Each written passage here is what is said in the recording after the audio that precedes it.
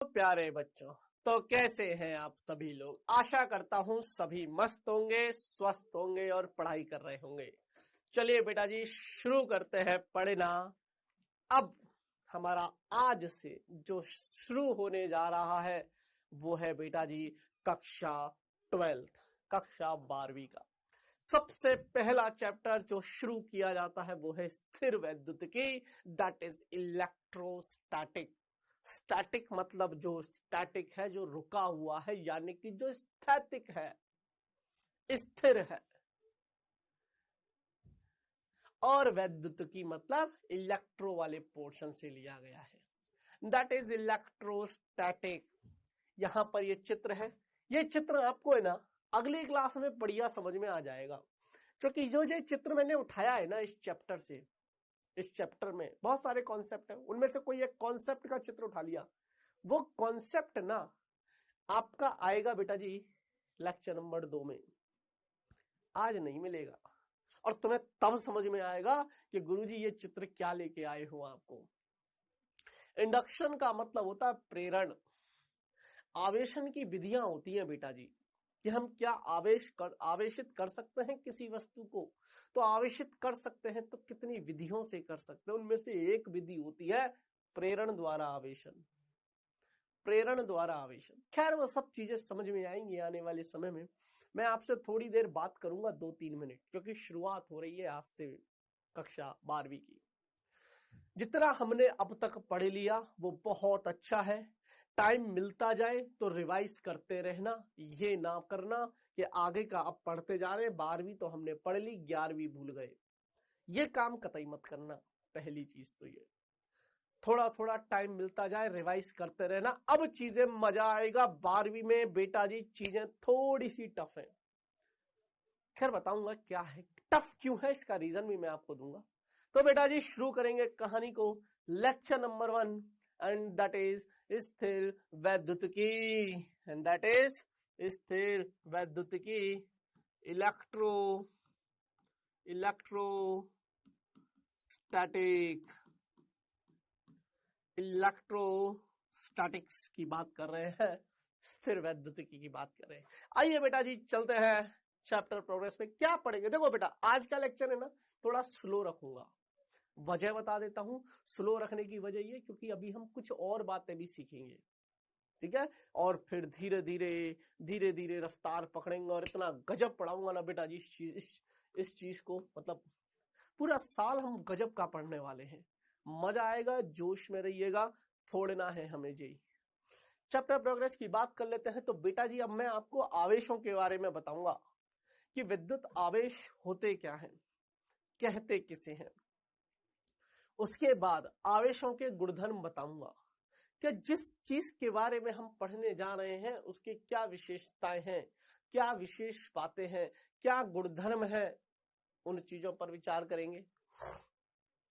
फिर मैं आवेशन की आपको विधियां आने वाली क्लास में बताऊंगा, मेथड्स ऑफ चार्जिंग बोलते हैं इसको, क्या बोलते हैं, methods of charging, and that is आवेशन की विधियां। उसके बाद बेटा जी कूलाम का नियम बहुत इंपॉर्टेंट है और बहुत सवाल इससे बनते हैं, और मैं आपको बहुत प्रैक्टिस करवाऊंगा कूलाम के नियम पे, क्लियर है। तीसरे लेक्चर में आते आते मैं आपको ये ले आऊंगा, तीसरे लेक्चर में मैं आपको कूलाम का नियम पे ले आऊंगा। फिर आने वाले टाइम में हम विद्युत क्षेत्र के बारे में पढ़ेंगे, विद्युत बल रेखाओं के बारे में पढ़ेंगे, विद्युत फ्लक्स के बारे में पढ़ेंगे, फिर गाउस का नियम, again very very important, Gauss law, very very important सवालों की दृष्टि से सुनते जाना, जो इंपॉर्टेंट है वहां में पहले ही मार्क, वेरी वेरी इंपॉर्टेंट, स्थिर वैद्युत स्थितिज ऊर्जा बहुत इंपॉर्टेंट है। फिर हम चले जाएंगे इसी चैप्टर के दूसरे पड़ाव पर, चैप्टर यही है, पड़ाव दूसरा है, और वो है विद्युत विभव एवं विभवांतर, that is electric potential and potential difference. उसके बाद हम बातें करेंगे वैद्युत द्विध्रुव की, इलेक्ट्रिक डाइपोल की। इलेक्ट्रिक डाइपोल के बाद बेटा जी, उसके बाद इलेक्ट्रिक डाइपोल के कारण से यानी कि विद्युत द्विध्रुव के कारण से विद्युत क्षेत्र और विद्युत विभव बताऊंगा। फिर इक्वी पोटेंशियल सरफेस यानी कि सम विभव पृष्ठ। उसके बाद विद्युत क्षेत्र एवं विद्युत विभव में संबंध बताऊंगा। समरूप विद्युत क्षेत्र में आवेशित कण की गति। हो सकता है इस वाले टॉपिक को मैं कहीं बीच में डिस्कस कर लूं, सेपरेट टॉपिक है, हो सकता है कहीं बीच में डिस्कस कर लूं, तो परेशान मत होना, जरूरी नहीं है यहां लिखा है तो यहीं डिस्कस करूंगा, बिल्कुल सेपरेट है। और जेई 20 में सवाल आया है, हालांकि सवाल इस टॉपिक से आता रहता है, कुछ नहीं करना, काइनेमेटिक्स से रिलेट करना है। एक्स और वाई कंपोनेंट, एक्स और वाई निर्देशांक निकालने को जनरली पूछते हैं, एक्स और वाई में संबंध पूछते हैं, जनरली हम उसी की बातें करेंगे, आपको बताऊंगा बेटा जी कुछ भी नहीं है। और उसके बाद चालक और उसके गुण, कंडक्टर एंड इट्स प्रॉपर्टीज, और फिर अभ्यास प्रश्न। खैर अभ्यास प्रश्न तो बीच बीच में भी चलते रहेंगे। देखिए मैं आपको बता देता हूं बेटा जी, अच्छा मैं आपको बहुत सारी बेसिक बातें बताऊंगा, कितने मार्क्स का चैप्टर है, कितना चैप्टर है, कितने सवाल आते हैं, क्या है इस पूरी फिजिक्स को क्या नाम देते हैं, टफ क्यों है, 12वीं में कैसे पढ़ना है, सब कुछ आपको मैं बताऊंगा। और बेटा जी अभ्यास प्रश्न, देखो इतना बड़ा चैप्टर है ये, इतना बड़ा चैप्टर है ये, क्लियर है। तो अब सुनिए आज हम क्या सीखेंगे, तो बेटा जी आज हम वैद्युत आवेश और आवेशों के गुणधर्मों के बारे में बातें करेंगे, क्लियर है। तो चलिए बेटा जी शुरू करेंगे, लेकिन पहले कुछ बातें करवाऊंगा, चर्चा। बेटा जी हम जो पढ़ने जा रहे हैं ना उसको बोलते हैं इलेक्ट्रोडायनेमिक्स वाला पोर्शन। क्या बोलते हैं?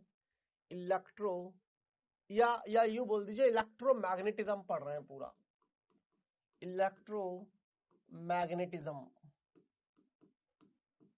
पूरा पोर्शन इलेक्ट्रोमैग्नेटिज्म है। बेसिकली विद्युत चुंबकत्व,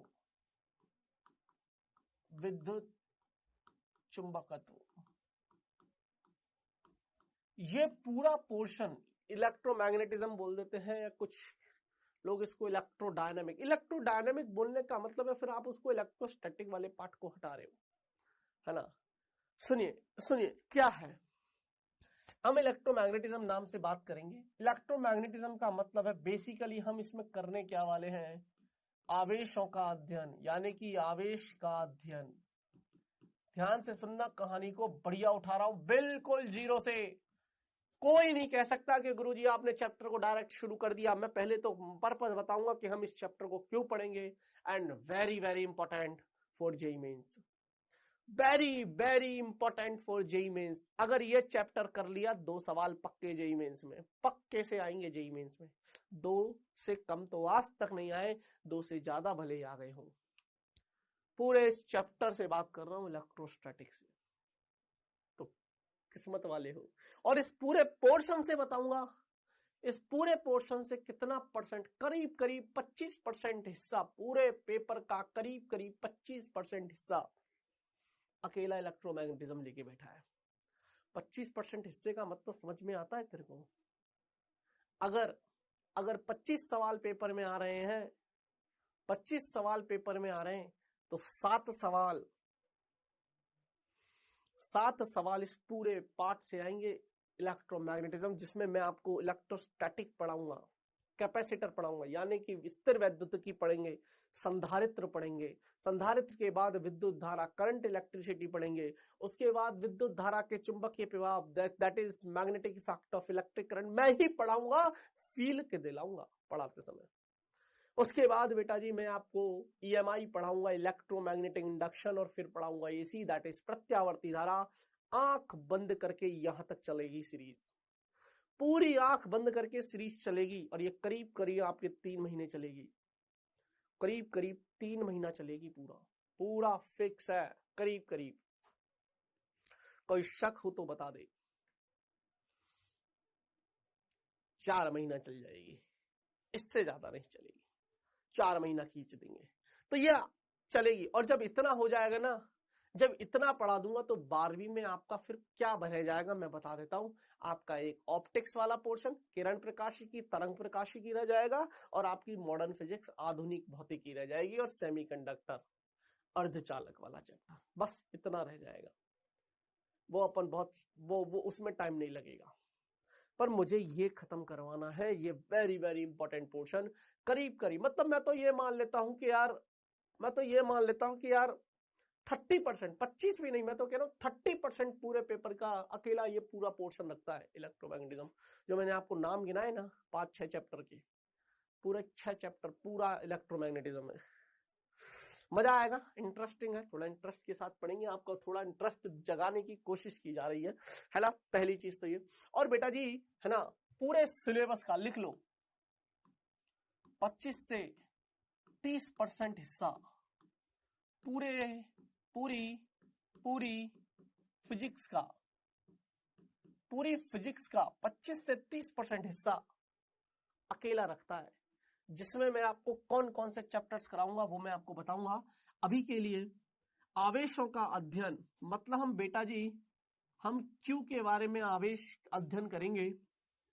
तो अध्ययन करने के लिए देखो, जब ये आवेश रुका हुआ है, आवेश स्थिर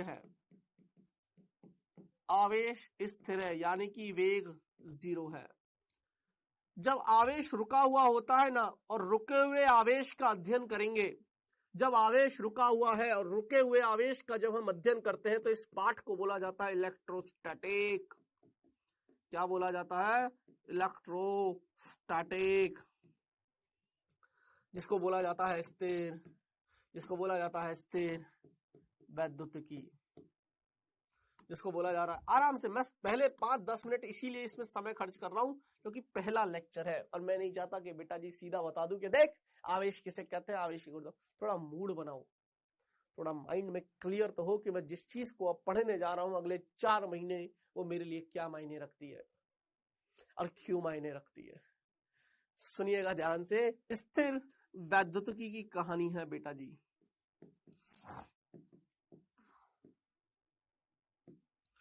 जब आवेश स्थिर हो, दूसरा पोर्शन हम पढ़ेंगे बेटा जी, जब आवेश नियत वेग से गति करे, नियत वेग से। अभी तो रुका हुआ था, अब आवेश नियत वेग से गति करे, यानी कि बेटा जी इसमें मैं जो स्थिर वैद्युतिकी वाले पोर्शन में बेसिकली जो हम बातें करते हैं वो करते हैं विद्युत क्षेत्रों की बातें।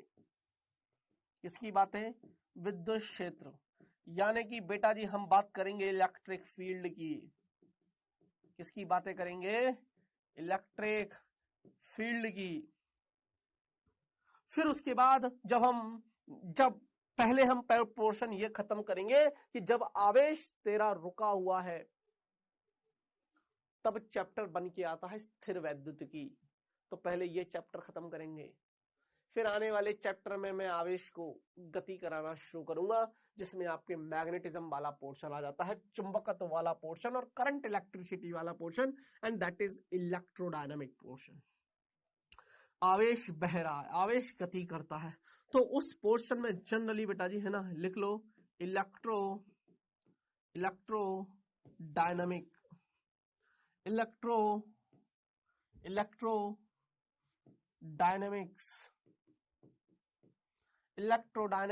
यानी कि है ना गतिशील, मतलब वो वाला है ना। इसमें हम जो बातें करेंगे ना बेटा जी, वो मैं विद्युत क्षेत्र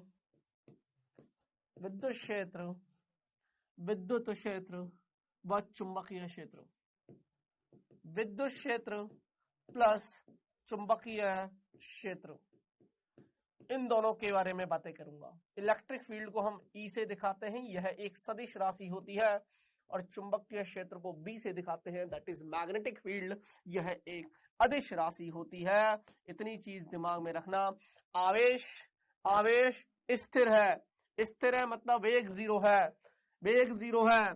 आवेश नियत वेग से गति कर रहा है, यानी कि वेग क्या है? वेग नियत है। और अगर वेग नियत होता है तो गुरुजी आराम से बोल दीजिए त्वरण 0 है, क्योंकि हमने मैकेनिक्स पढ़ ली है और आप ही ने पढ़ाई है। वेग 0 है मतलब त्वरण 0 है, यानी कि हम उस आवेश का अध्ययन करेंगे जिसमें आवेश गति तो कर रहा है लेकिन त्वरित नहीं है। और तीसरे पोर्शन में अब हम आवेश को त्वरित करवाएंगे। तीसरे पोर्शन में जब आवेश जब आवेश Q त्वरित हो, जब आवेश Q त्वरित हो, जब आवेश Q त्वरित हो यानी कि त्वरण का मान 0 नहीं है, त्वरण का मान 0 नहीं है, तो बेटा जी इसमें मैं जो अध्ययन करूंगा वो इलेक्ट्रिक फील्ड का करूंगा, यानी कि विद्युत क्षेत्र। जब एक आवेश गति करता है ना, जब एक आवेश नियत वेग से गति करता है ना, तो केवल विद्युत क्षेत्र और चुंबकीय क्षेत्र पैदा करता है। ए सुन ले कहानी, जब एक आवेश गति करता है तो हम विद्युत क्षेत्र और चुंबकीय क्षेत्र दोनों पैदा करता है, और जब आवेश रुका होता है तो केवल और केवल विद्युत क्षेत्र गति करता है, और आवेश अगर त्वरित होता है तो वह विद्युत क्षेत्र पैदा करता है, विद्युत क्षेत्र पैदा करता है, चुंबकीय क्षेत्र पैदा करता है, प्लस साथ साथ में विद्युत चुंबकीय तरंगे, and that is electromagnetic waves, EMW। ये भी एक चैप्टर है, very very very important for JEE mains, very very important. एक सवाल कंफर्म है विद्युत चुंबकीय तरंगे से, इलेक्ट्रोमैग्नेटिक वेव से एक सवाल कंफर्म है, आएगा ही आएगा, मान या ना मान। तो बेसिकली करीब 3 से 4 मंथ, करीब 3 से 4 महीने, आपको बता देता हूं बेटा जी, करीब 3 से 4 मंथ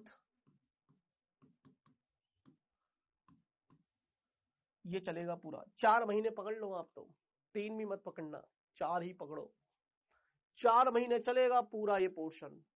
तो अब हम पे पूरे 4 महीने आने वाले समय में, यानी कि करीब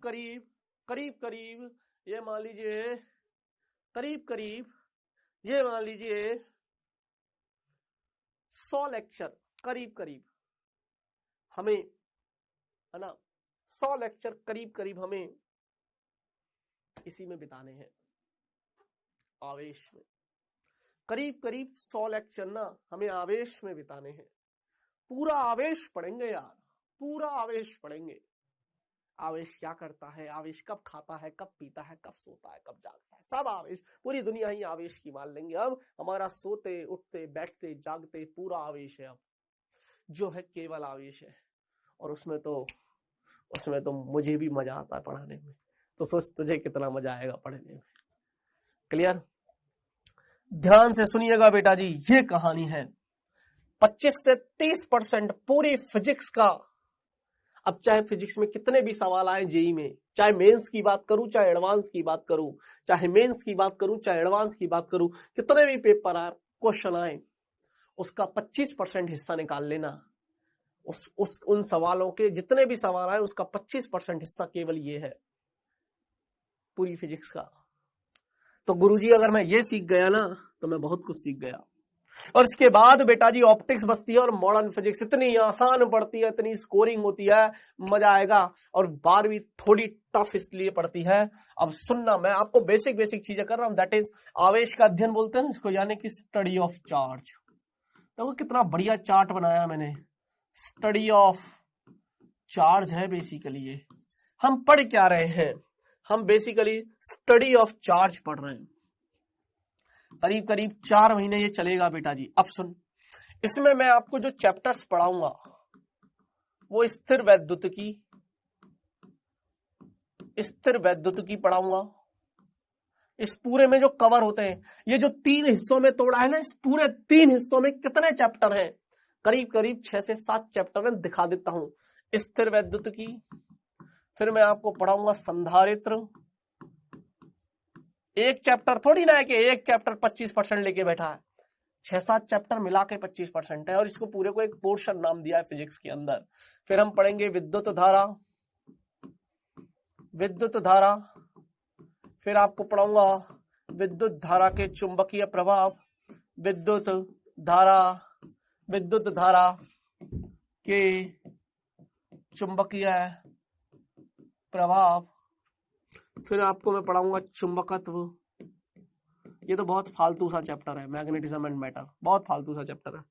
उसके बाद मैं आपको पढ़ाऊंगा विद्युत चुंबकीय प्रेरण, विद्युत चुंबकीय प्रेरण। फिर मैं आपको पढ़ाऊंगा प्रत्यावर्ती धारा, प्रत्यावर्ती धारा। और फिर हम पढ़ेंगे बेटा जी विद्युत चुंबकीय तरंग। यही तेरे 12वीं का, तेरे क्लास 12th की 50-60% फिजिक्स खत्म हो गई। विद्युत चुंबकीय तरंगे, and that is electromagnetic, that is electromagnetic waves, short में बोला जाता है EMW। अब BMW नहीं है, EMW है गुरुजी, हमें तो BMW लगी। 1 2 3 4 5 6 7 8, करीब करीब 8 चैप्टर है। हालांकि मैंने छोटे छोटे में तोड़ दे, चुंबकत्व को इधर रख दूं, संधारित्र को इधर रख दूं तो 6 ही बनते हैं, ठीक है। लेकिन चलो और छोटे छोटे में तोड़ दिया, 8 चैप्टर बेटा जी, 8।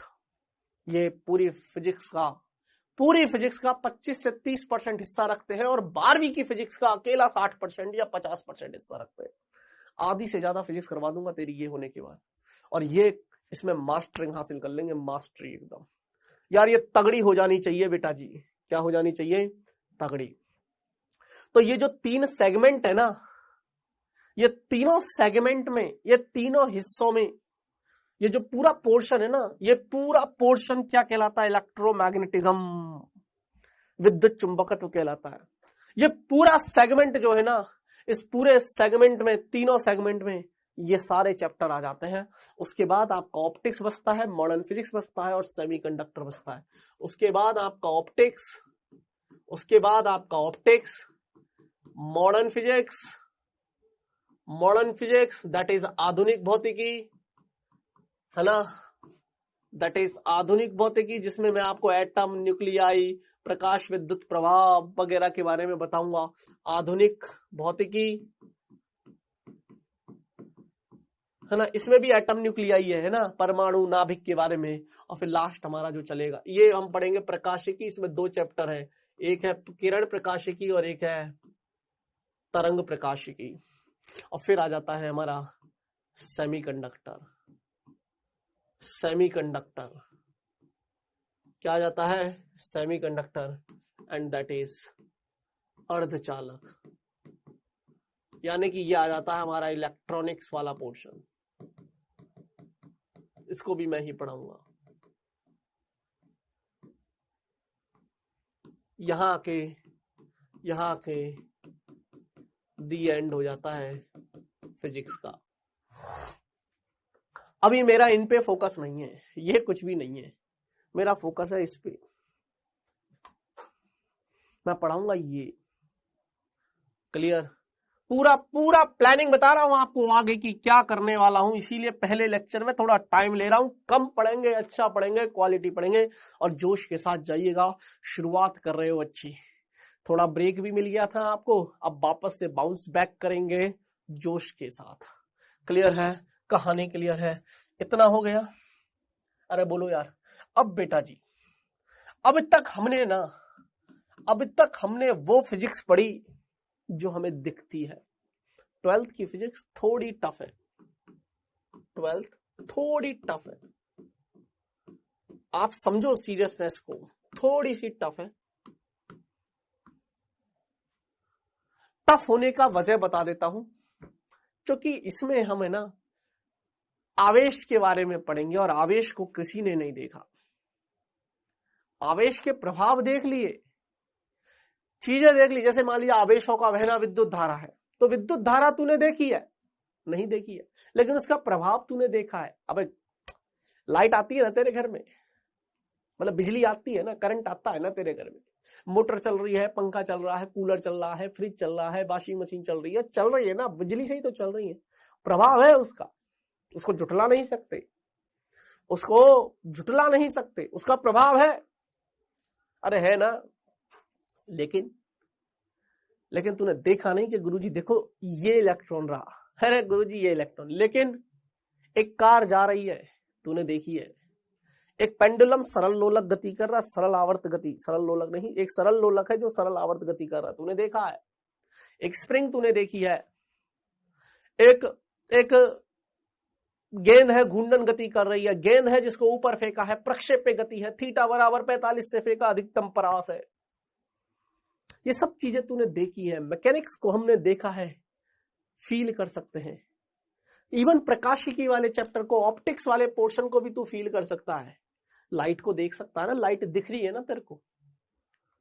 अगर लाइट दिख रही है ना, उसके रिफ्लेक्शन रिफ्रैक्शन दिख सकते हैं ना। रिफ्लेक्शन दिखता है नहीं दिखता, परावर्तन दिखता है कि नहीं दिखता, लेकिन इस चीज को तू नहीं देख पाएगा। मैं बोलूंगा कि देख एक आवेश है, तुझे इमेजिनेशन करनी ही पड़ेगी कि हाँ गुरुजी आपने बोला है तो है आवेश।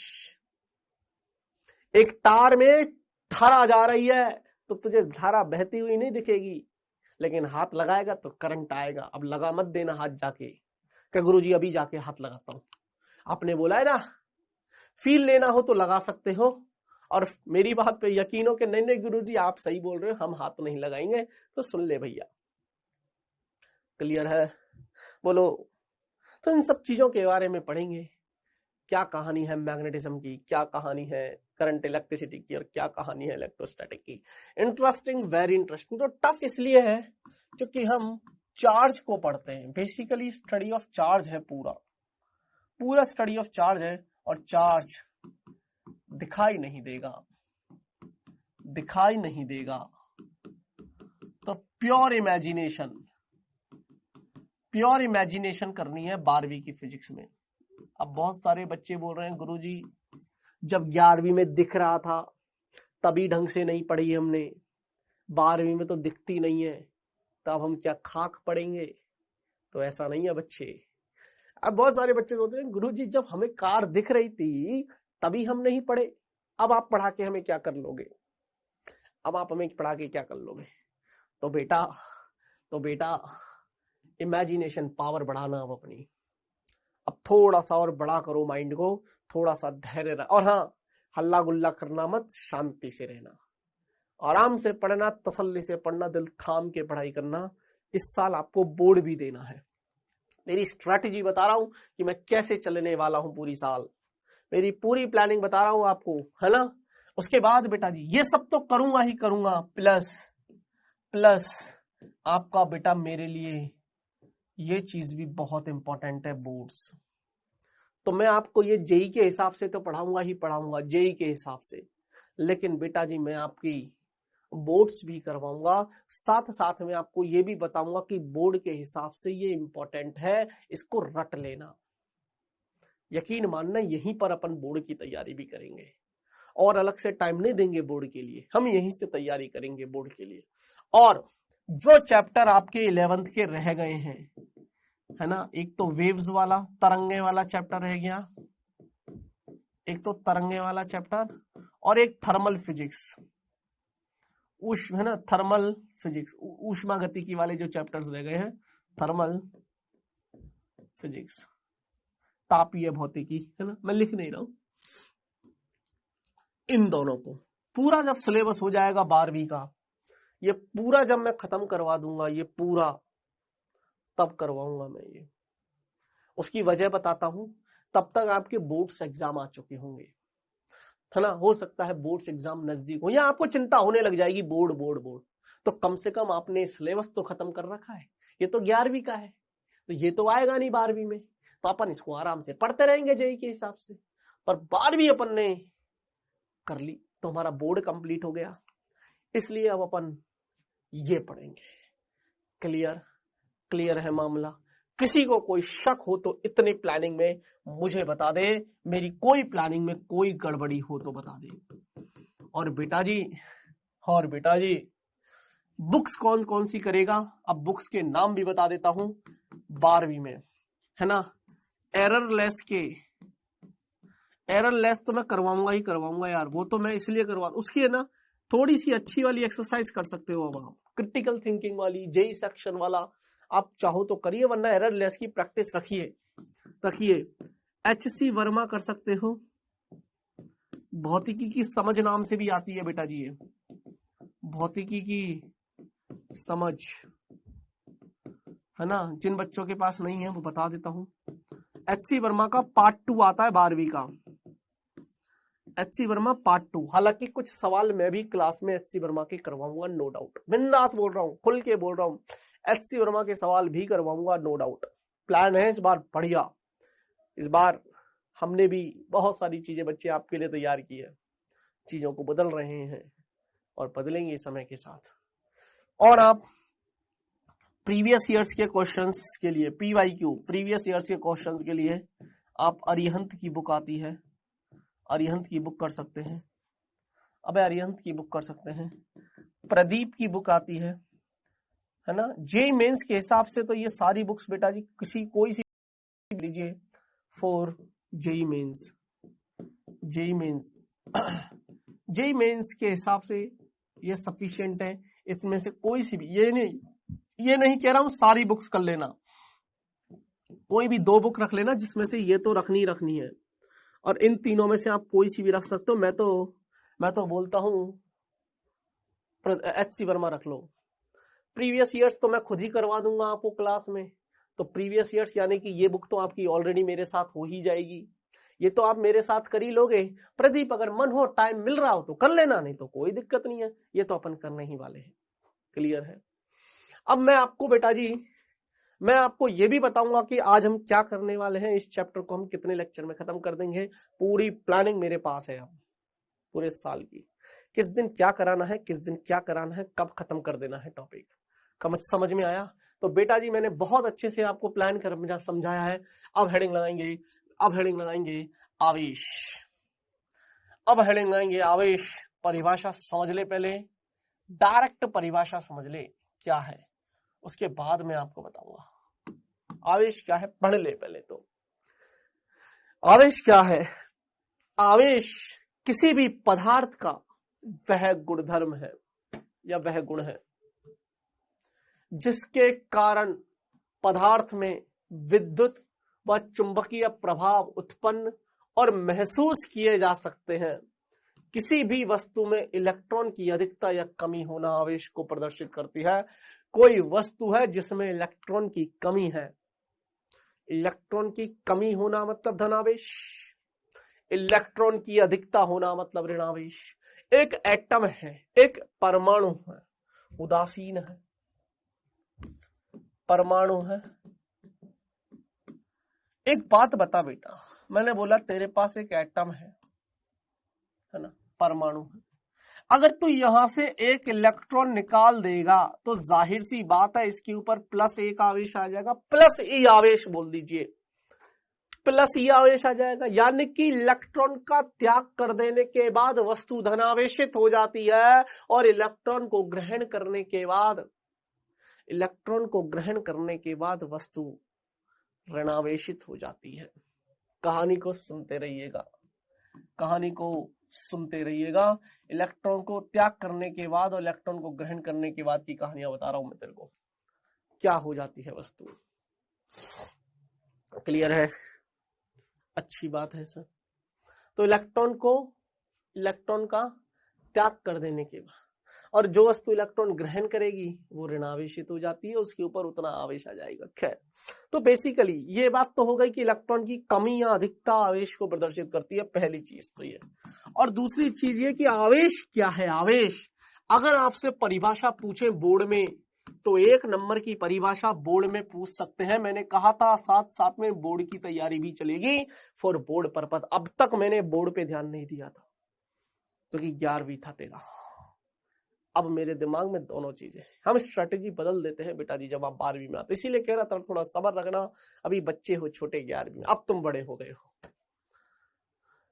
1 मार्क की डेफिनेशन अगर आए तो ये छाप के आ जाना, आवेश किसे कहते हैं। इसे कहते हैं आवेश ना किसी पदार्थ का वह गुण है। जैसे मान लीजिए मैंने बोला कि एक आवेश यहां पर रखा है +Q और एक आवेश यहां पर रखा है +Q। क्या ये दोनों आवेश एक दूसरे को धकेलेंगे? क्या ये दोनों आवेश एक दूसरे को धकेलेंगे? 2 धनावेशों को पास में रखेगा तो प्रतिकर्षण लगेगा। 2 धनावेशों को पास में रखेगा तो कैसे पता चला? जब तूने इन दोनों आवेशों को पास में रखा तो इसने इसको धकेला, इसने इसको धकेला, यानी कि इसने विद्युत प्रभाव पैदा किया, इसने विद्युत प्रभाव पैदा किया जिसकी वजह से इसको धक्का लगा। पहली चीज तो पैदा भी किया, अच्छा धक्का तो इसने को खुद को भी लगा, पैदा भी किया और धक्का भी झेला, तो धक्का तो इसके कारण से झेला और पैदा इसने खुद का किया।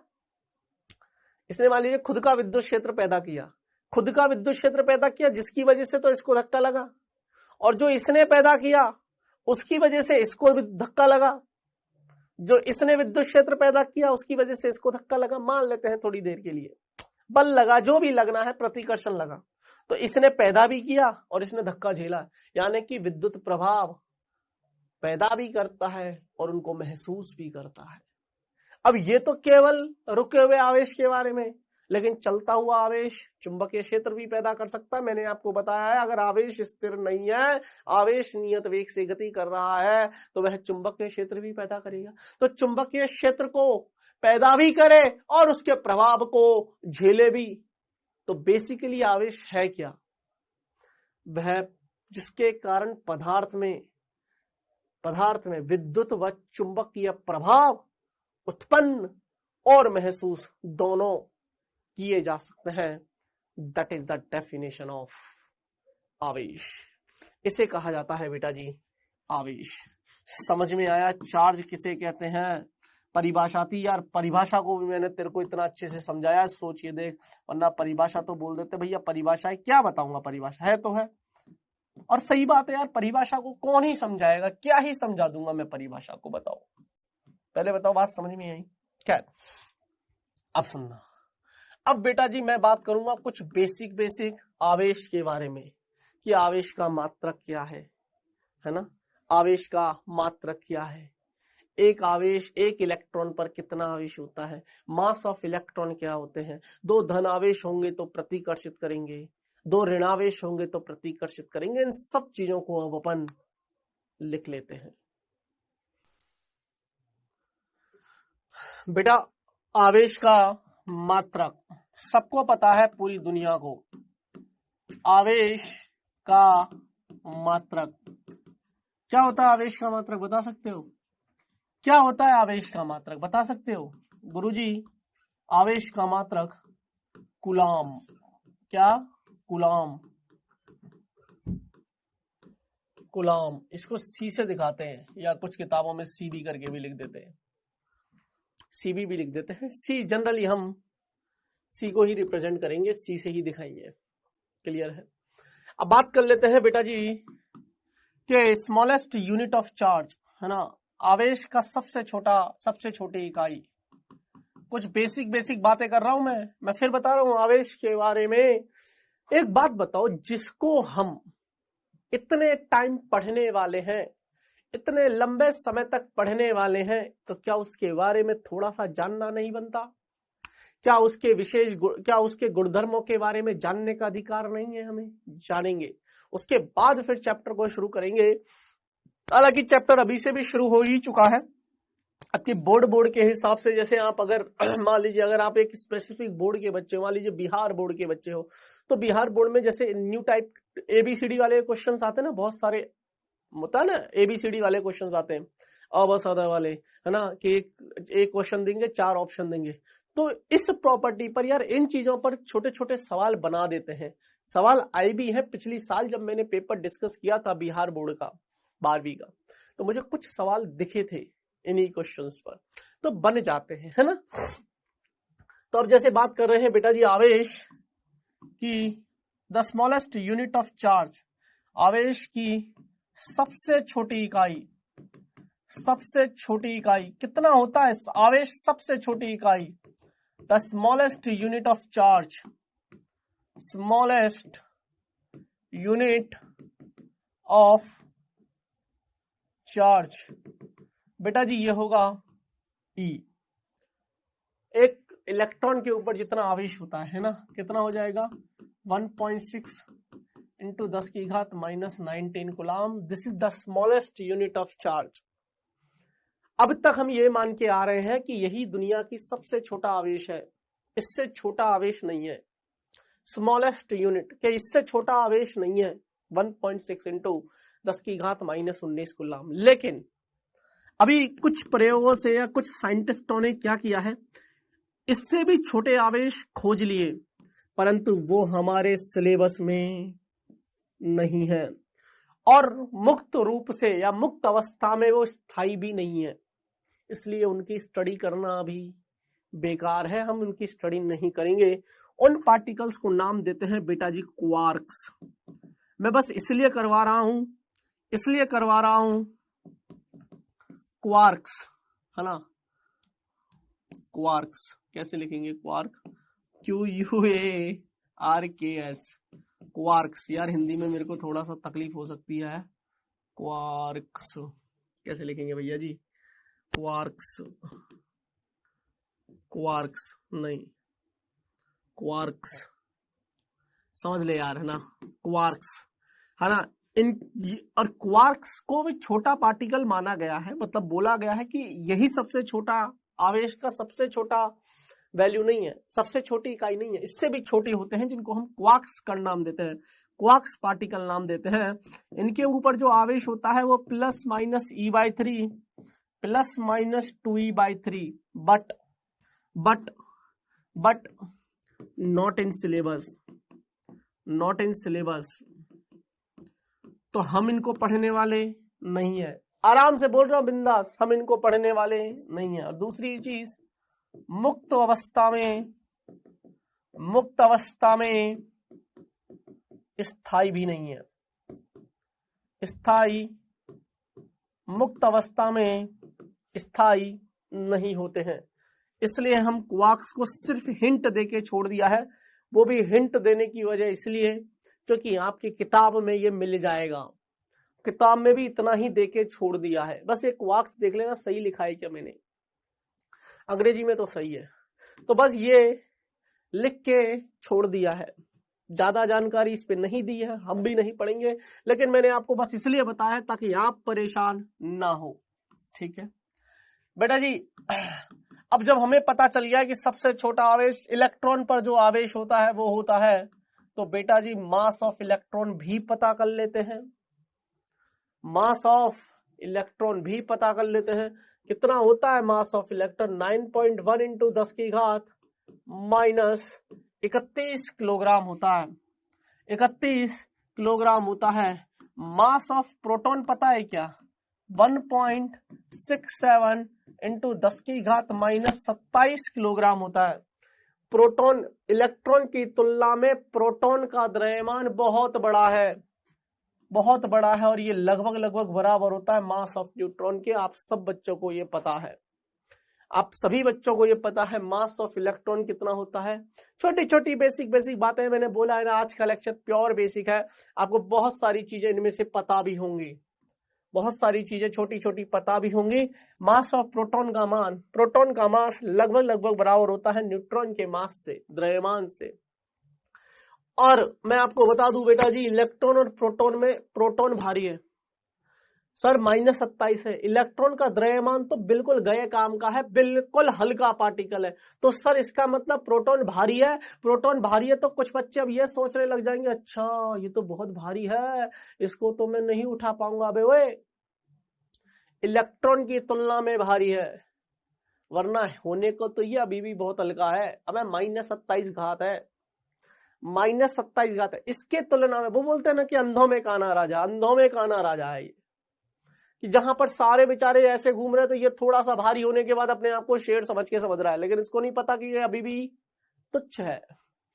क्लियर है, तो परेशान नहीं होना। अरे बोलो यार। अच्छा बेटा जी, कुछ बेसिक आवेशों के प्रकार, फिर मैं आवेशों के गुणधर्मों पे चलूंगा। आवेशों के प्रकार, कितने प्रकार के आवेश होते हैं? बच्चे बोलते हैं सर 3 प्रकार के आवेश। 3 नहीं होते, 2 होते हैं सर। कौन कौन से? एक धनावेश, एक ऋणावेश, सर तीसरा उदासीन। अबे तो उदासीन आवेश है क्या? पागल हो क्या तुम लोग हैं? गुरुजी तो हमने तो कुछ बोला ही नहीं, आप ही बोलते हो, आप ही जवाब देते हो। बेटा जी ऐसे जवाब आए हैं मेरे पास, इसलिए मैं बोल रहा हूं, ऐसे एक्सपीरियंसेस आए हैं। बोलते ना दुनिया में तजुर्बा सिखाता है, हमने जब ऑफलाइन मान लीजिए जब मैं पढ़ाता था ना, तो बच्चों ने बोला है ये लाइन, सर उदासीन। अब बताओ क्या बोलूं मैं। इसलिए अब अपन ने पहले ही नियम बना लिया कि जब भी पढ़ाऊंगा पहले ही क्लियर कर दूंगा, उदासीन नम का नहीं होता, दो ही होते हैं दुनिया में, दो ही प्रकार के आवेश होते हैं। एक होते हैं धनावेश, एक होते हैं ऋणावेश। भावनाओं में बहने की जरूरत नहीं है, ज्यादा दिल लगाने की जरूरत नहीं है, चैप्टर से प्रैक्टिकली सोचना है। इसे बोलते हैं पॉजिटिव, इसे बोलते हैं नेगेटिव।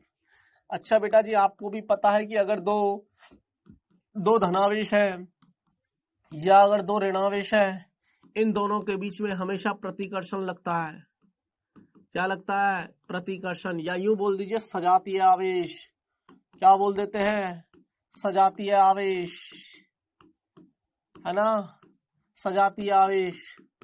और इसको बोल देते हैं विजातीय आवेश, विजातीय आवेश। और विजातीय आवेश एक प्लस है और एक माइनस है, तो उसमें हमेशा आकर्षण। तो सजातीय आवेशों के मध्य आकर्षण लगेगा, सॉरी, विजातीय आवेशों के मध्य आकर्षण लगेगा, सजातीय आवेशों के मध्य प्रतिकर्षण लगेगा। पहले बता, इतनी बेसिक बेसिक बातें समझ में आ रही है क्या यार? अबे आवेशों की बात कर रहा हूँ यार, आवेशों की बात कर रहा हूँ, बहुत सिंपल सिंपल सी बातें मैंने आपको बता दी है। इतना बात मेरा दिमाग में रखना, मजे आ जाएंगे बेटा जी। अब बोल दे यार, अब बोल दे यार। अच्छा तो गुरुजी, अच्छा चलिए, इतनी बात हो गई तो बेटा जी अब हम बात करते हैं आवेशों के गुणधर्मों पे। लगाइए सबसे पहली heading, properties of charges, important for board as well as JEE mains. Important for boards plus JEE mains. Properties पे सवाल पूछ लेते हैं कई बार प्रॉपर्टीज पे सवाल पूछ लेते हैं। सबसे पहली चीज तो ये कि बेटा जी आवेश ना पहली प्रॉपर्टी है क्या कि आवेश जो है ना एक अदिश राशि है। सदिश राशियां, अदिश राशियां पता है। सदिश राशियां वे राशियां होती हैं जिनमें परिमाण होता है, दिशा होती है, और वह त्रिभुज के सदिश योग नियम की पालना करता है। उसे हम सदिश राशियां कहते हैं। और अदिश राशियों में केवल परिमाण होता है, दिशा की जरूरत नहीं होती, तो इनको हम बीज गणितीय योग कर सकते हैं। अर्थात बेटा जी इलेक्ट्रॉन की अधिकता और इलेक्ट्रॉन की न्यूनता को दिखाता है। बेसिकली मैं इन दो आवेशों को, जैसे मैंने बोला कि मेरे पास +2 कूलाम आवेश है, आवेश का मात्रक कूलाम बता दिया है, तो मैंने बोला कि और आवेश दो प्रकार के हो सकते हैं, धन और ऋण, तो मैंने प्लस लगाया, मतलब उन दो प्रकार में से कोई एक प्रकार ले लिया, मात्रक कूलाम लिख दिया, समझ में आ गया, आवेश लिखा गया है। और धनावेश लिखा गया है, आवेश लिखा गया है, या यूं बोल दीजिए टू बी वेरी प्रिसाइज कि भैया जी धनावेश लिखा गया है। मैंने बोला कहीं पर +2 कूलाम आवेश है और कहीं पर -1 कूलाम आवेश है, तो बताइए कुल कितना आवेश है। मैंने बोल दिया मान लीजिए Q1 इतना है और Q2 इतना है, तो कुल आवेश बताइए।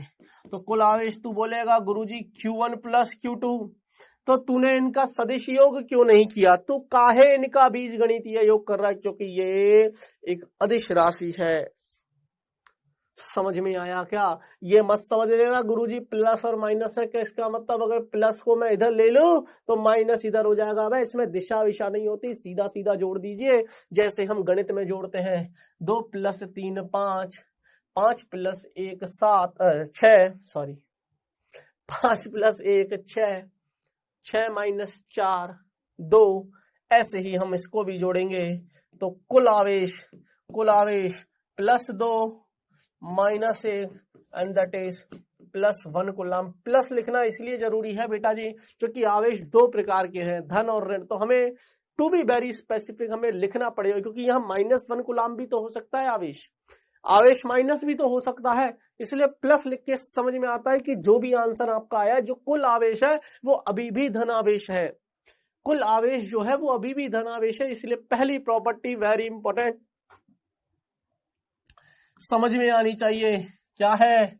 आवेश। बहुत बढ़िया बढ़िया चीजें सिखाऊंगा, बढ़िया एकदम बढ़िया मखमली चीज है, मलाईदार, समझ में आ जाएगा और तुझे अच्छा लगेगा आज की क्लास। यकीन मानिएगा आज मैंने कम पढ़ाया है, बेसिक चीजें हैं लेकिन जबरदस्त है। अब बात करेंगे बेटा जी, आवेश सदा द्रव्यमान के साथ संबद्ध होता है। आवेश सदा द्रव्यमान के साथ संबद्ध का मतलब है बेटा जी कि अगर कहीं पर द्रव्यमान है, मैं आपको मोटा मोटा बता दूं, अगर कहीं पर द्रव्यमान है तो जरूरी नहीं है कि वहां पर आवेश हो या ना हो, लेकिन अगर कहीं पर आवेश है तो जरूरी है वहां द्रव्यमान है, यानी कि उसका द्रव्यमान होगा। पक्की बात है। जैसे मैंने बोला कि मान लीजिए मेरे पास एक वस्तु है, इसका द्रव्यमान है, आवेश हो, उदासीन हो सकती है यार। मैंने एक परमाणु बोला, मैंने बोला एक उदासीन परमाणु है, तो परमाणु का कोई ना कोई द्रव्यमान होता है बेटा जी, एएमयू में निकालते हैं, खैर वो सब चीजें आगे पढ़ेंगे। मतलब कुल मिला के वो ये बोलना चाह रहा है कि द्रव्यमान के बिना आवेश का कोई अस्तित्व नहीं होता, जबकि द्रव्यमान आवेश के बिना संभव है। अगर कहीं आवेश नहीं है, ये तो वही वाली बात हो गई कि यार कि यार मान लीजिए कि दो दोस्त हैं, एक दोस्त बोलता है तू मेरी जिंदगी में रहे ना रहे मेरे को फर्क नहीं पड़ता, तू हो नहीं हो, लेकिन दूसरा बोलता है तू है तो मैं हूं। समझ रहा है क्या भावनाएं, समझ रहा है क्या? अगर कहीं पर द्रव्यमान है तो आवेश हो ना हो फर्क नहीं पड़ता, लेकिन अगर कहीं पर आवेश है तो उससे संबद्ध द्रव्यमान होगा, पक्की बात है। वही लिखा हुआ है द्रव्यमान। अब प्रॉपर्टीज ऑफ चार्जेस है, important property, again property number 2, इनको रटने ही पड़ेंगे, इनको मैं कुछ नहीं ज्यादा से ज्यादा समझा सकता हूं। अतः आवेश का होना ही यह सिद्ध करता है कि वहां द्रव्यमान है। इससे पता चलता है कि अगर कहीं आवेश है तो वहां द्रव्यमान है, आवेश का होना सिद्ध करता है। किसी वस्तु को आवेशित करते समय उसका द्रव्यमान परिवर्तित होता है। अब मैं ये सारी चीजें आपको बताऊंगा जब धनावेशित करते हैं और ऋणावेशित करते हैं। अब सुनिएगा, आवेश सदा द्रव्यमान के साथ संबद्ध होता है, दूसरी प्रॉपर्टी डिटेल में समझेंगे। आवेश सदा द्रव्यमान के साथ संबद्ध होता है। आवेश, अब बेटा जी मेरी बात सुनना, अगर मैंने बोला, ध्यान से सुनिएगा, मैंने बोला कि यार बेटा जी अच्छा एक बात बता, मैंने बोला कि यार मैंने यहां से एक इलेक्ट्रॉन निकाल दिए, इसके पास पहले 100 इलेक्ट्रॉन थे, अब मैंने इससे एक इलेक्ट्रॉन निकाल दिए तो अब 99 इलेक्ट्रॉन बचेंगे, 99 इलेक्ट्रॉन बचेंगे। एक इलेक्ट्रॉन निकाल दिया ना, एक इलेक्ट्रॉन निकाल दिया, तब इसके पास 99, पहले 100 इलेक्ट्रॉन थे और हर एक इलेक्ट्रॉन का द्रव्यमान 9.1 इंटू 10 की घात -31 किलोग्राम। जब एक इलेक्ट्रॉन निकालोगे तो बॉडी बिकम पॉजिटिव, ये वस्तु धनावेशित हो जाएगी। अब सुनना ध्यान से, जैसे ही एक इलेक्ट्रॉन निकला तो क्या एक इलेक्ट्रॉन निकल गया तो अब जो द्रव्यमान बचेगा वो केवल 99 इलेक्ट्रॉन का बचेगा। अरे यार, पहले 100 इलेक्ट्रॉन थे तो 100 इलेक्ट्रॉन का द्रव्यमान था, अब एक इलेक्ट्रॉन गया तो द्रव्यमान भी तो गया साथ में, क्योंकि आवेश है तो द्रव्यमान है, तो इलेक्ट्रॉन गया तो द्रव्यमान भी गया, तो द्रव्यमान इसका घटा। इसका मतलब अगर कोई वस्तु धनावेशित है तो उसका द्रव्यमान, यदि कोई वस्तु को धनावेशित करते हैं तो उसका द्रव्यमान घटता है, क्योंकि इलेक्ट्रॉन त्याग रही है। और अगर कोई वस्तु ऋणावेशित है तो उसका द्रव्यमान बढ़ेगा। यही सत्य है बेटा जी, ये मतलब है इस लाइन का। आई थिंक आपको बहुत अच्छे से समझ में आ रही होगी बेटा जी, आई थिंक मैं आपको बहुत अच्छे से समझा पा रहा हूंगा। अब चलते हैं बेटा जी आवेश को, ये तो बहुत सिंपल सा पॉइंट है, फटाफट से सुन ले। आवेश का स्थानांतरण किया जा सकता है, एक वस्तु से दूसरी वस्तु में आवेश को स्थानांतरित किया जा सकता है, नो डाउट, इसमें समझाने जैसा कुछ भी नहीं है, याद रखने जैसा है। हाँ, कर सकते हैं आवेश को एक जगह से दूसरी जगह पर स्थानांतरित, इसमें कोई शक नहीं है। अब जो समझने वाला गुणधर्म आता है वो आता है आवेश का क्वांटीकरण, very very very important. Quantization of charge बोलते हैं इसको, क्वांटाइजेशन क्वांटाइजेशन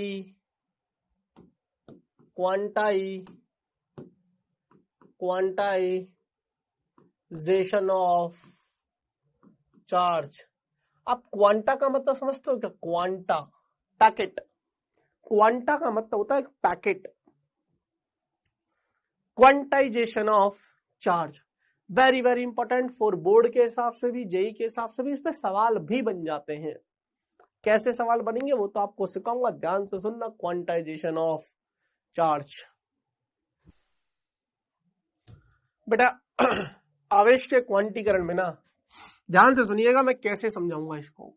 बेसिकली है ना, क्या है क्वांटाइजेशन? क्वांटीकरण मतलब क्वांटा से रिलेटेड, पैकेट के रूप में है ना। मतलब जैसे कि मान लीजिए मैंने बोला कि आपके पास एक एटम है या पदार्थ है, पदार्थ है तो बहुत सारे एटम से मिलकर बना है। मैंने बोला आपके पास, ध्यान से सुनिएगा, आपके पास एक पदार्थ है तो बहुत सारे एटम से मिलकर बना है, बहुत सारे परमाणुओं से मिलकर बना है। उनमें से किसी एक परमाणु की अगर मैं बात कर लूं, मान लेते हैं ये मेरे पास जो है वो एटम है, ठीक है, ध्यान से सुनिएगा, है ना। अब एक और है दूसरा, है ना, कोई भी है, कुछ भी है। मैंने क्या किया, मैं इसके, अभी ये उदासीन है। अच्छा बच्चे, बहुत सारे बच्चे उदासीन का मतलब क्या समझते हैं मैं आपको बताता हूं। उदासीन का मतलब समझ लेते हैं कोई आवेश नहीं, जो कि ये बहुत गलत बात है। उदासीन का मतलब है, उदासीन का मतलब है कि नेट चार्ज जीरो है, नेट चार्ज जीरो है। मतलब यार ये परमाणु है तो इसमें इलेक्ट्रॉन भी होंगे तो प्रोटॉन भी होंगे, जितने इलेक्ट्रॉन उतने ही प्रोटॉन। न्यूट्रॉन तो उदासीन है, न्यूट्रॉन की तो बात करो ही मत, उसके ऊपर तो कोई आवेश होगा नहीं। इसमें जितने इलेक्ट्रॉन होंगे क्या उतने ही प्रोटॉन होंगे। इलेक्ट्रॉन मान लीजिए 10 है तो 10 ही प्रोटॉन है, तो कुल कितना? अब आवेश तो एक अदिश राशि है तो सीधा सीधा बीजगणितीय योग कर दे। तो तूने क्या किया, 10 इलेक्ट्रॉन 10 प्रोटॉन जीरो, तो उदासीन है। तो इसका मतलब, उदासीन का मतलब है कुल नेट चार्ज जीरो होना, ना कि आवेश नहीं होना। मैं बोलूंगा कि ये उदासीन है मतलब इसके पास आवेश नहीं है, पागल है क्या? मैंने बोला कि ये उदासीन है मतलब आवेश नहीं है, तो क्या इसके पास इलेक्ट्रॉन नहीं है? क्या इसके पास इलेक्ट्रॉन नहीं है? है, पर जितने इलेक्ट्रॉन है उतने ही प्रोटॉन है। क्या इसके पास प्रोटॉन नहीं है? है, जितने इलेक्ट्रॉन उतने ही प्रोटॉन, तो नेट आवेश कितना? जीरो। तो सबसे पहले तो उदासीन का मतलब चेंज करो दिमाग में से। बहुत सारे बच्चों के मन में उदासीन का मतलब होता है कि अच्छा उदासीन है मतलब आवेश नहीं है। उदासीन का मतलब है बेटा जी आवेश, नेट आवेश जीरो।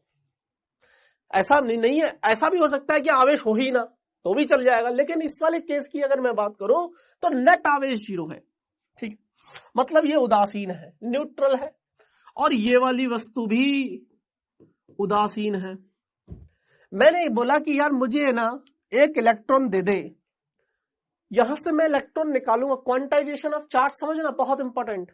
यहां से मैं एक इलेक्ट्रॉन निकालूंगा तो मैं इससे एक निकालूंगा, 2 इलेक्ट्रॉन निकाल सकता हूं, 3 निकाल सकता हूं, लेकिन मैं इससे 3.5 इलेक्ट्रॉन नहीं निकाल सकता। मैं इससे 5.5, 5.25, आधा, पौना, 1.25, 1.5, 2.5 ये इलेक्ट्रॉन नहीं निकाल सकता, क्योंकि the smallest unit of charge is plus minus ही। मैंने लिखवाया है आपको, कहां है? द स्मॉलेस्ट यूनिट, आवेश की सबसे छोटी इकाई, ऐसे लिख ले, plus minus E plus minus 1.6, ऐसे लिख ले तू। आवेश की सबसे छोटी इकाई, आवेश की सबसे छोटी इकाई यही है। अरे बोल दे यार, प्लस माइनस ई। इसका मतलब है आवेश को और उससे छोटे में नहीं तोड़ा जा सकता। क्वार्क्स की बात नहीं कर रहा हूं, सबसे छोटी इकाई, उससे छोटा विभाजित नहीं कर सकते। यानी कि अब मैं जब इससे आवेश लूंगा तो पूर्ण रूप में लूंगा, पूर्ण संख्या के रूप में लूंगा। यानी कि अगर मैंने इससे एक ई लिया तो बेटा जी इसके ऊपर माइनस आवेश आ जाएगा, इसके ऊपर प्लस। जो वस्तु इलेक्ट्रॉन त्यागती है, जो वस्तु इलेक्ट्रॉन, गलत बोल दिया, जो वस्तु इलेक्ट्रॉन त्यागती है उस पर धन और जो ग्रहण करती है उस पर ऋण। तो इसने एक इलेक्ट्रॉन त्यागा तो इस पर आवेश प्लस ही और इस पर माइनस ही। आज भी कुल मिला के देखा जाए दोनों का तो नेट आवेश 0 है, मतलब उदासीन ही है। मैंने इससे एक ही निकाला, मैंने अगर इससे 2 ही निकालता तो यहां पर +2 ही होता। अगर मैं इससे 2 ही आवेश निकालता तो यहां पर 2 ही होता, +2 ही -2 ही। 3 निकाल ले, 4 निकाल ले, 5 निकाल ले, तो मैंने यहां से n निकाल लिए। जब मैंने यहां से n निकाल लिया तो इसके ऊपर +n और इसके ऊपर -n। यही क्वांटाइजेशन ऑफ चार्ज है कि आवेश को जब भी निकालोगे हमेशा इंटीजर में निकालोगे, पूर्णांक में, या पूर्णांक में ही निकलता है ना। आप 2.5 नहीं निकाल सकते, आप 3.25, 3.5, 4.25, 4.25 नहीं निकाल सकते। 4 निकालोगे, 5 निकालोगे, 6 निकालोगे, +- n ही निकालोगे, जहां n पूर्णांक संख्या है, जहां n पूर्णांक संख्या है। n का मान 1 2 3 4 5 dash dash dash, but n का मान ये नहीं हो सकता आधा, 7/2, 3/5, 6/7। इस तरीके से n के मान नहीं होंगे कि सर मुझे तो इतने ही इलेक्ट्रॉन की आवश्यकता है, तो क्या मैं इतना निकाल सकता हूं क्या? ये नहीं होगा n का मान। n के मान होंगे पूर्ण संख्या। तो आज के बाद this is called quantization of charge. Quanta का मतलब होता है पैकेट। एक पूरा निकालोगे, लोगे तो पूरा एक पैकेट लोगे ना, पूरा एक निकालोगे, that is the meaning of quanta, and उसी को बोलते हैं क्वांटाइजेशन ऑफ चार्ज, आवेश का क्वांटीकरण। बेटा जी आज पहला दिन है हमारा लेक्चर का, इसलिए आपको थोड़ा सा आराम से पढ़ाया जा रहा है, पर एंजॉय करोगे आप। मैं ये बात लिख के दे सकता हूं, यू एंजॉय, डेफिनेटली आप बहुत एंजॉय करोगे इस चीज को। अब ठीक है, चलिए, तो यहां पर हो गया क्वांटाइजेशन ऑफ चार्ज। अगली बेटा जी चलते हैं, आवेश संरक्षित है। 5वीं प्रॉपर्टी पे चलते हैं, आवेश संरक्षित है। Conservation of charge, conservation of charge. देखो आज का लेक्चर बिल्कुल बेसिक था, मैंने चार्ज के बारे में बताया और चार्ज की प्रॉपर्टीज के बारे में बताया है बस, हाँ ना। सारी प्रॉपर्टीज खत्म करूंगा तो अगली क्लास से हम पढ़ेंगे मेथड्स ऑफ चार्जिंग आवेशन के प्रकार, कितने प्रकार से मैं आवेशन कर सकता हूं। खैर सुनते रहिएगा बेटा जी। मैंने बोला कि मेरे पास एक विलगित निकाय है, विलगित आइसोलेटेड सिस्टम। आइसोलेटेड सिस्टम का मतलब होता है दुनिया से अलग थलग, ना ही तो बाहर से कोई आवेश ला सकते हो, ना ही अंदर से कोई आवेश को बाहर भेज सकते हो। जैसे बोलते हैं ना कोरोना टाइम में, कोविड टाइम में हम बोलते थे कि भैया जी आइसोलेट हो जा, सेल्फ आइसोलेशन में रख दे। आइसोलेशन में रखा है, आइसोलेशन का मतलब है कि उसको एक ऐसी जगह पे रखा है कि उसका बाहर से कोई संपर्क नहीं है, बाहर वालों का इससे कोई संपर्क नहीं है और इसका बाहर से कोई संपर्क नहीं है, संपर्क टूट गया है। कुल मिला के दुनिया से इसको अलग थलग करके पटक दिया। That is the meaning of isolated system, विलगित निकाय।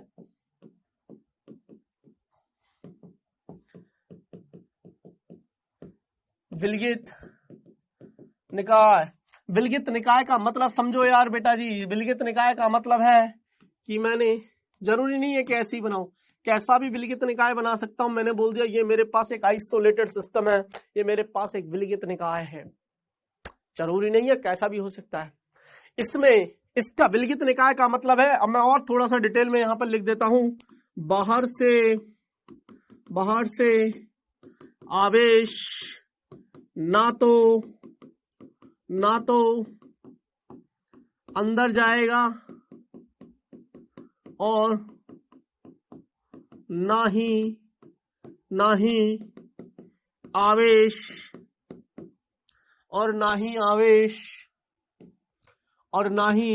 आवेश अंदर से और ना ही आवेश और ना ही आवेश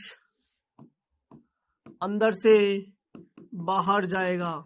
सिंपल सी मीनिंग है, इसका सराउंडिंग के साथ, बाहर के साथ इसका कोई लेना देना नहीं है। ये अपनी दुनिया में खुश है, इसको पता ही नहीं है बाहर क्या चल रहा है।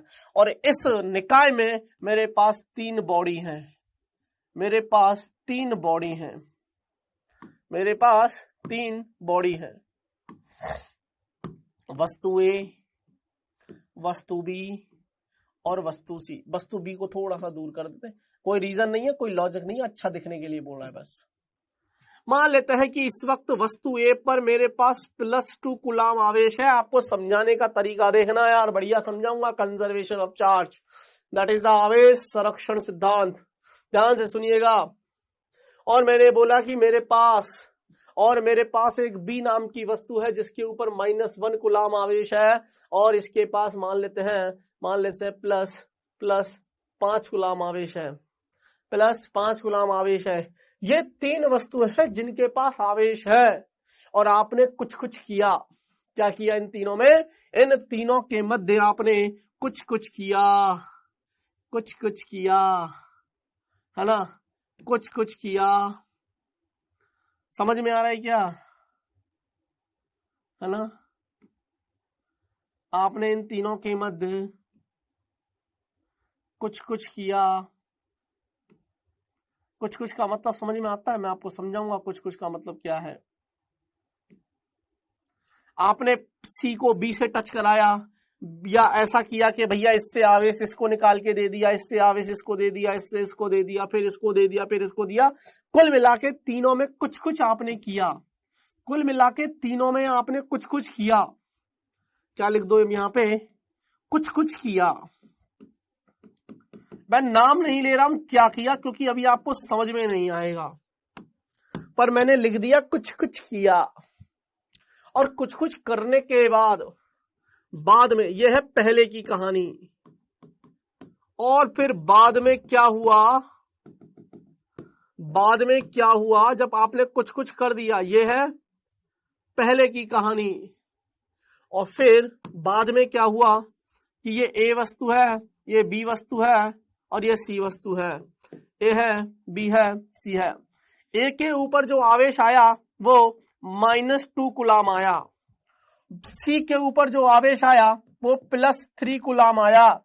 तो बी के ऊपर अब कितना आवेश आया होगा वो तुझे पूछा है। बी के ऊपर कितना आवेश आया होगा वो तुझसे पूछ लिया है। सीधी सी बात है गुरुजी, एक चीज तो मानते हैं कि ये आइसोलेटेड सिस्टम है, विलगित निकाय है, जो भी हुआ है अंदर ही हुआ है। इन तीनों में ही आपस में लेन देन किया है आवेश का।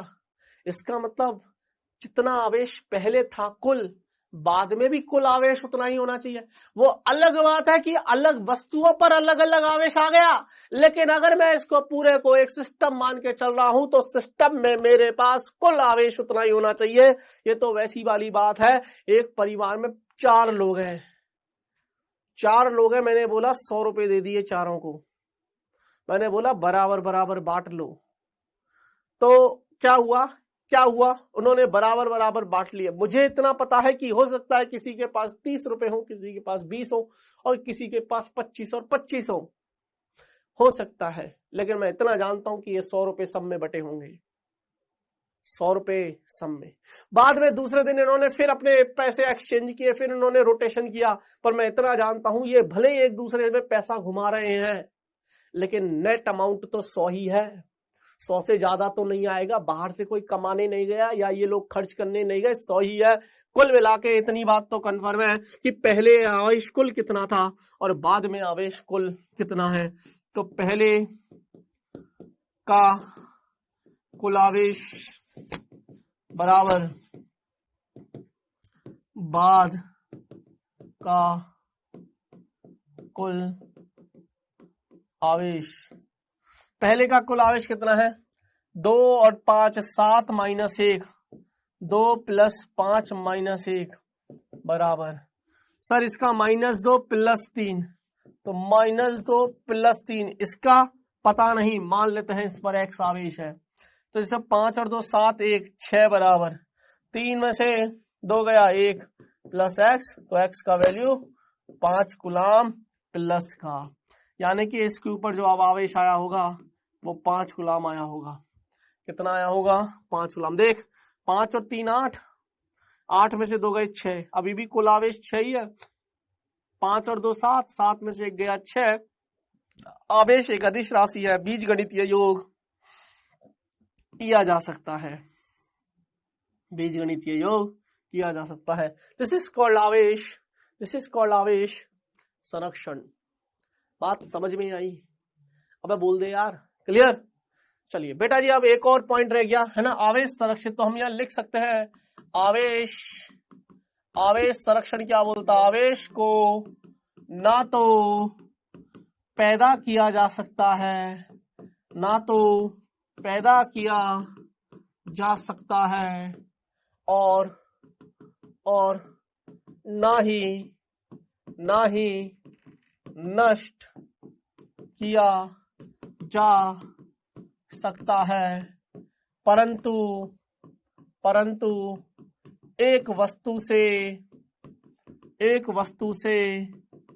दूसरी वस्तु में स्थानांतरित। रूप मत बदल लेना ऊर्जा की तरह कि ऊर्जा संरक्षण तो ऊर्जा संरक्षित है, ऊर्जा को ना तो पैदा किया जा सकता है ना नष्ट किया जा सकता है, बल्कि एक रूप से दूसरे। अबे वो ऊर्जा का रूप बदल सकता है, यांत्रिक से गतिज, गतिज से स्थितिज, स्थितिज से ऊष्मा। ऊर्जा का रूप, इसका रूप मत बदल लेना, इसका फिर हम क्या लिखेंगे, बल्कि इसको एक वस्तु से दूसरी वस्तु में स्थानांतरित किया जा सकता है। देखो यार इतनी डीप में बढ़िया चल रहा है। स्थानांतरित किया जा सकता है। पहले बताओ बात समझ में आई क्या? अब बोल दे। अगला ये हो गया 5वां। छठा, आवेश अपरिवर्तनीय राशि है भैया जी। छठा लास्ट है, ये लास्ट है ना, लास्ट है। क्या है बेटा जी? आवेश का मान ना निर्देश तंत्र पर निर्भर नहीं करता। मतलब आवेशित वस्तु का वेग बदलने पर भी आवेश अपरिवर्तित रहता। बहुत सिंपल सा पॉइंट है, मैं बता देता हूं। मान लीजिए एक वस्तु है ना, जिसका द्रव्यमान m है, उस पर आवेश रखा है तूने +1 कूलाम, है ना। अब ये विराम अवस्था में है, मान लेते हैं ये विराम अवस्था में है, वेग इसका 0 है। अगर ये विराम अवस्था में है तब भी इस पर आवेश कितना है? +1 कूलाम। थोड़ी देर के बाद तूने क्या किया, इस m द्रव्यमान की वस्तु पर जिस पर +1 कूलाम आवेश है, इसको तूने 100 किलोमीटर प्रति घंटे की रफ्तार दे दी, तब भी इसका आवेश 1 कूलाम ही रहेगा। यानी कि निर्देश तंत्र पर निर्भर नहीं करता, वेग पर निर्भर नहीं करता। इस वस्तु को चला रहे, द्रव्यमान परिवर्तित हो सकता है, द्रव्यमान परिवर्तित हो सकता है, परंतु आवेश परिवर्तित नहीं होगा। तो इसको और तेज चला दे, तो इसको प्रकाश के वेग के आसपास ले जा, प्रकाश के वेग के आसपास ले जा, तब भी इस पर जो आवेश रहेगा +1 कूलाम ही रहेगा। लेकिन द्रव्यमान बदल चुका होगा। m डैश बोल दे या m डबल डैश बोल दे, m डैश बोल दे, जो भी आवेश, द्रव्यमान बदल रहा है, परंतु आवेश अपरिवर्तनीय राशि है। अर्थात आवेशित जो है, आवेशित वस्तु का, इस वस्तु का, आवेशित वस्तु है का वेग बदलने पर भी आवेश अपरिवर्तित रहता है। That is the meaning of आवेश एक है। क्लियर है? तो यहां पर आकर ना बेटा जी मैंने आपके सारा आवेशों के गुणधर्म सिखा दिए। आज की क्लास में बहुत अच्छा लगा होगा, मैंने आपको सब कुछ सिखाया है बेटा जी, और बहुत अच्छा लगा होगा। ये देखो सारी चीजें मैंने सिखाई, और इसके बाद तो मैंने आपको जो पहले आधा घंटा 35 मिनट जो मैंने आपको ये समझाया है ना यार, ये गजब की चीज है। इसको ध्यान में रखिएगा। बिल्कुल नई नोटबुक अगर बना रहे हो तो नई नोटबुक पे पहले पन्ने पे बढ़िया से लिखिए क्या प्लान है हमारे। उसके बाद 1-2 पेज छोड़िए और फिर लिखिए स्थिर वैद्युतिकी। क्लियर? और बढ़िया से नोट्स बनाइए। अच्छा, नोट्स इसलिए भी बनाना क्योंकि आपको 12वीं का बोर्ड भी देना है, बोर्ड एग्जाम भी देना है, तो नोट्स कायदे के बनाना इस बार। ये नहीं है कि हाँ सर आपकी स्लाइड्स तो मिली जाती हैं, जरूरत ही नहीं है। इस बार नोट्स बनाना, तेरे बोर्ड में काम आएंगे। मैंने बोला ना, मैं बोर्ड और जेई दोनों को ध्यान में रखते हुए पढ़ाऊंगा, तो तेरे बोर्ड में जब बोर्ड एग्जाम नजदीक आ जाएंगे ना, तो तुझे कुछ भी पढ़ने की जरूरत नहीं है। जो ये नोटबुक तू बना रहा है ना, इसी का रिवाइज कर जाना, तेरे मार्क्स नहीं कटेंगे।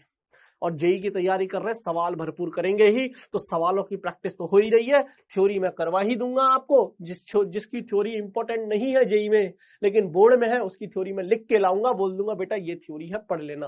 मैं दूंगा तुझे सारा।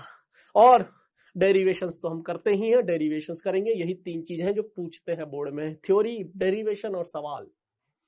तैयारी बढ़िया रखना, बहुत हाई लेवल पे जाने वाले हैं। शुरुआत हुई है अभी, तो जोश में रहिएगा, ठीक है? और please trust me, just trust me, trust करिए अपने टीचर्स पे।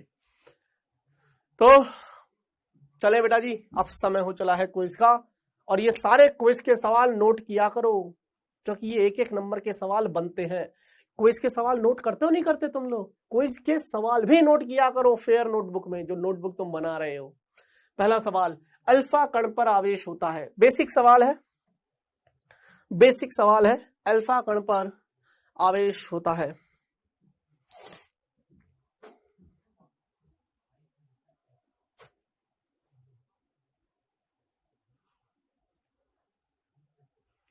अगला, एक कूलाम आवेश में इलेक्ट्रॉनों की संख्या का मान होगा। ये बढ़िया सवाल है, ये स्टैंडर्ड सवाल है, आपसे पूछ लेते हैं आपके एग्जाम में। इंपॉर्टेंट मार्क करेंगे इस सवाल को, इंपॉर्टेंट मार्क करेंगे। फिर बोल देता हूं, पूछ लेंगे आपसे, स्टैंडर्ड सवाल है, हर साल क्लास में करवाता हूं, हर साल। सुनिए बेटा जी, अल्फा कण पर आवेश जो होता है, अल्फा कण पर आवेश क्यू अल्फा, वो 2 गुना होता है प्रोटॉन पर आवेश का। तो बेटा जी 2 इंटू प्रोटॉन पर आवेश 1.6 इंटू 10 की घात -19 कूलाम, तो 16 दूनी 32 यानी कि 3.2 इंटू 10 की घात -19 coulomb, that is Q alpha. Option number C. अगला, एक कूलाम आवेश में इलेक्ट्रॉनों की संख्या। बेटा जी एक कूलाम आवेश में, ध्यान से सुनना, इलेक्ट्रॉनों की संख्या, एक इलेक्ट्रॉन कितने होते हैं? 1.6 इंटू 10 की घात -19 कूलाम। एक इलेक्ट्रॉन बराबर इतने कूलाम, तो एक कूलाम बराबर 1/1.6 इंटू 10 की घात -19 इलेक्ट्रॉन। पूछा ना एक कूलाम में कितने इलेक्ट्रॉन, तो एक कूलाम में इतने इलेक्ट्रॉन। इसको सॉल्व कर ले, बस आंसर आ जाएगा। सिंपल सवाल था। तो बेटा जी 1/1.6 है, ऊपर 10 की घात 19 है। अब चूंकि संख्या है ना बेटा, संख्या है ना, तो मात्रक तो कुछ होगा नहीं। अब +19 है, ऐसा कर 1 10 इधर, 1 0 इधर दे दे, तो 10/1.6 इंटू 10 की घात 18। इसको जब तू भाग देगा ना बेटा जी, तो एक कूलाम बराबर फिक्स है, रट ले, 6.25 इंटू 10 की घात 18। स्टैंडर्ड सवाल है, स्टैंडर्ड सवाल, फेयर नोटबुक में नोट कर लेना। तेरे 1 मार्क क्वेश्चन में पूछ लेते हैं, 1 मार्क क्वेश्चन, फिर कह रहा हूं मैं 1 मार्क क्वेश्चन में पूछ लेते हैं। और ये आया है बिहार में, बिहार यूपी बोर्ड में बेटा जी, ये पूछ लेते हैं। लिख लो यहां पर 1 मार्क क्वेश्चन, 1 मार्क क्वेश्चन, ठीक है, इंपॉर्टेंट सवाल है। चलिए बेटा जी, तो आज हमने इलेक्ट्रिक चार्ज के बारे में पढ़ा, विद्युत आवेश के बारे में पढ़ा, और प्रॉपर्टीज ऑफ चार्जेस हमने खत्म कर ली, आवेशों के गुणधर्म हमने खत्म कर लिए। बेटा जी जाते जाते एक सवाल होमवर्क में जरूर लेते जाना, इन सवालों को भी नोट किया करो, होमवर्क के सवालों को नोट किया करो। गतिमान आवेश से संबद्ध ऊर्जा का कारण है, क्या है? कण के आवेश पर, कण के वेग पर, विद्युत क्षेत्र की दिशा पर, कण के द्रव्यमान पर। और अगली क्लास में हम मिलेंगे आवेशन की विधियां, जिसको बोलते हैं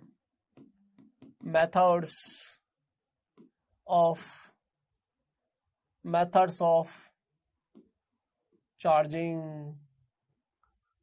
है ना। चार्जिंग के 3 मेथड आपको पढ़ाऊंगा अगली क्लास में। 3 मेथड है, प्रेरण है मतलब कंडक्शन है, इंडक्शन है, घर्षण है मतलब फ्रिक्शन है, ठीक है। चालन द्वारा, प्रेरण द्वारा और घर्षण द्वारा। खैर बेटा जी, आज के लिए तो इतना ही, मिलते हैं अगली क्लास में। तब तक के लिए अपना ख्याल रखिएगा, हंसते रहिएगा, मुस्कुराते रहिएगा और हाँ, जुड़े रहिएगा डाउटनेट के साथ। सो बाय बाय, धन्यवाद।